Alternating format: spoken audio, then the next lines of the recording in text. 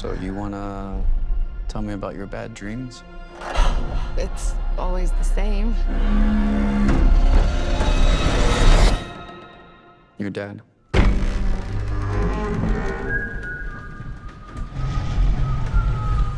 The doors of Freddy Fazbear's Pizza were welded shut years ago, sealed behind caution tape, police barriers, and 1,000 whispered stories that refused to die. But in Five Nights at Freddy's 2, those whispers return with teeth. A new corporation, Silver Star Entertainment, has purchased the ruined property with a bold dream of rebuilding the franchise into a safe, family-friendly empire. They believe the past was an incident, an error in maintenance, nothing more. But the shadows inside Freddy's have not forgotten what happened.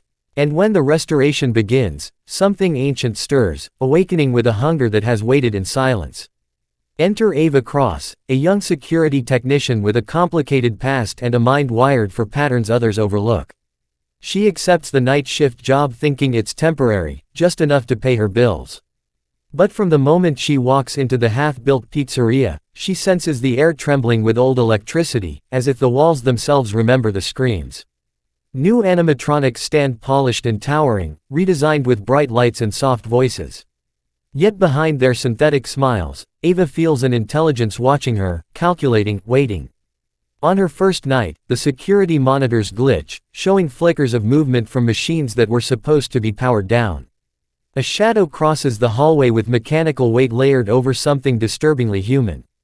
As Ava rewinds the footage, she sees what shouldn't be possible: the animatronics aren't malfunctioning. They're searching. Their movements echo the patterns of children who vanished years ago, children whose spirits were rumored to haunt the metal skeletons they were trapped inside. And the most haunting presence of all is a new figure, unseen in the original files, its silhouette tall, jagged, and wrong. A prototype forgotten by time. A creature shaped by rage. Each night reveals more layers of the mystery. Ava uncovers sealed records about the previous security guard, a man who left warnings scrawled across blueprints in frantic handwriting. They remember. Don't let them sing. He is awake. The deeper she digs, the more the boundary between machine and soul begins to blur.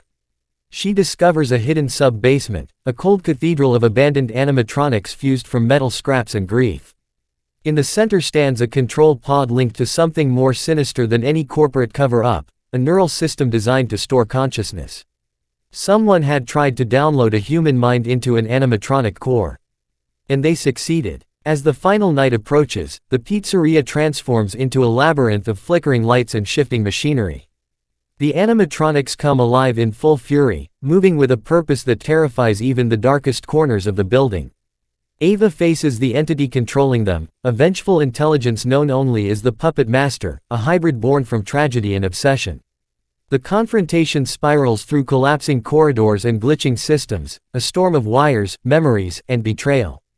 In the end, Ava must decide whether to shut the facility down forever, risking the release of tortured souls, or keep the system active and trap them once again in metal prisons.